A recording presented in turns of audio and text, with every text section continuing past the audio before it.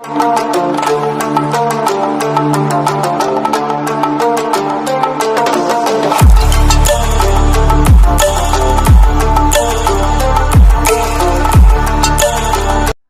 Hello నమస్తే good morning welcome to our YouTube channel. నేను మీ అల్లం సాయికృష్ణ.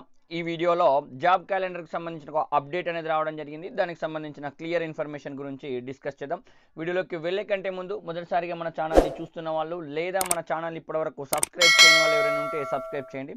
సో మొత్తం మీదుగా ఇప్పుడున్న ప్రభుత్వం కంపల్సరీగా జాబ్ క్యాలెండర్ని మేము విడుదల చేస్తామని, జాబ్ క్యాలెండర్కు చట్టబద్ధత తీసుకొస్తామని, అదేవిధంగా ఈ మధ్యలో ప్రారంభమయ్యే అసెంబ్లీ సమావేశాల్లో జాబ్ క్యాలెండర్ని మేము విడుదల చేస్తామని తెలుపుతూ వస్తుంది. దానికి సంబంధించింది నిన్న జరిగిన ఒక కార్యక్రమంలో కూడా ముఖ్యమంత్రి వర్యులు కూడా తెలపడం అనేది జరిగింది. సో అన్ని ప్రముఖ దినపత్రికల్లో కూడా దానికి సంబంధించిన అప్డేట్ ఈరోజు వచ్చింది.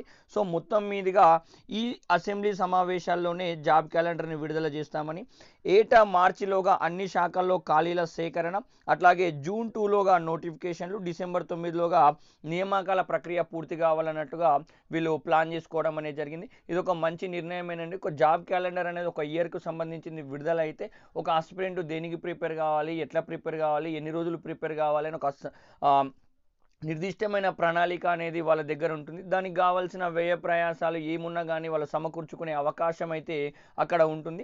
సో తెలంగాణలో ఇప్పటి వరకు అట్లాంటిది లేదు, చాలా వరకు అన్నారు కానీ ఇంప్లిమెంటేషన్ కాలేదు.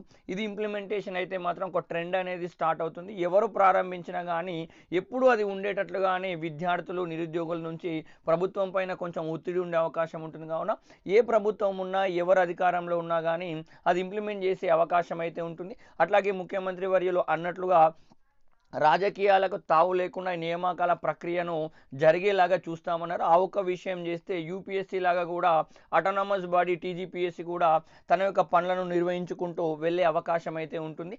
ఎవ్రీ ఇయర్ కూడా మార్చ్ మంత్ లోపల ఉన్న వేకెన్సీస్ అన్నింటినీ బయటకు తీసేసి జూన్ 2లోగా నోటిఫికేషన్స్ ఇచ్చేసి ఆ ప్రక్రియను డిసెంబర్ 9లోగా కంప్లీట్ చేద్దాం అనుకుంటారు.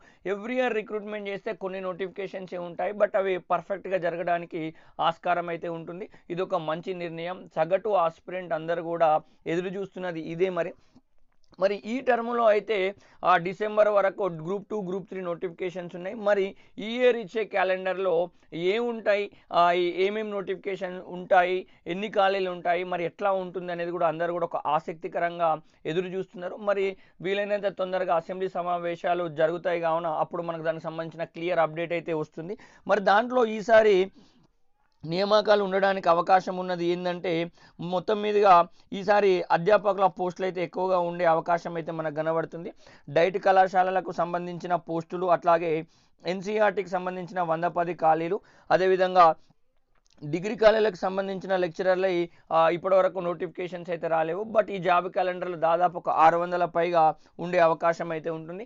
అదేవిధంగా మోడల్ స్కూల్స్ కొత్తగా ప్రారంభించినప్పుడు చేసిన రిక్రూట్మెంట్ తప్ప ఇప్పటివరకు ఆ రిక్రూట్మెంట్ అనేది జరగలేదు. మళ్ళీ మోడల్ స్కూల్స్ను కొత్తవి ఏమైతే రాలేవో అప్పుడు ఎస్టాబ్లిష్ అయినవి మాత్రమే ఉన్నాయి. బట్ దాంట్లో చాలామందికి ప్రమోషన్స్ వచ్చే అవకాశం అయితే ఉంది. అట్లాగే చాలా వేకెన్సీస్ కూడా ఉండే అవకాశం ఉంది. సో మరి వాటికి సంబంధించిన వేకెన్సీస్ని కూడా ఫిల్ చేసే అవకాశం అయితే ఉంది. బట్ దాంట్లో ఒక కోర్టు కేసు అనేది ఉంది. ఆ కోర్టు కేసు ఒకటి మాత్రం కొలిక్కి వస్తే దాంట్లో ఉన్న ప్రమోషన్స్, బదిలీలు, అట్లాగే రానున్న రోజుల్లో జరగబోయే రిక్రూట్మెంట్ పైన ఒక కొలికి వచ్చే అవకాశం అయితే ఎక్కువగా కనబడుతుందండి. మరి దీంతో పాటు ఏటా కూడా గ్రూప్ 1ని నిర్వహిస్తారా లేదా అనే విషయం కూడా మనకు ఒక క్లారిటీ అవుతుంది. అట్లాగే మిగిలిన డిపార్ట్మెంట్స్లలో ఇప్పటి వరకు ఉన్న వేకెన్సీస్ ఏమైతే ఉన్నాయో వాటన్నింటిని కూడా ఫిల్ చేస్తారా అనేది కూడా చూడాల్సిన అవసరం అనేది ఉంది. అట్లాగే గ్రూప్ 2 డిఎస్సి పోస్ట్ పోన్ విషయంలో ఆ డిఎస్సిని అయితే పోస్ట్ పోన్ చేయలేరు. మరో డిఎస్సిని మేము తప్పకుండా వేస్తాం, వేకెన్సీస్ చాలా ఉన్నాయని చెప్పారు. అట్లాగే 317 జీవో వాళ్ళు ఇతర జిల్లాలకు వెళ్ళిన వాళ్ళని కూడా బ్యాక్ తీసుకొచ్చే అవకాశం అయితే ఉంది.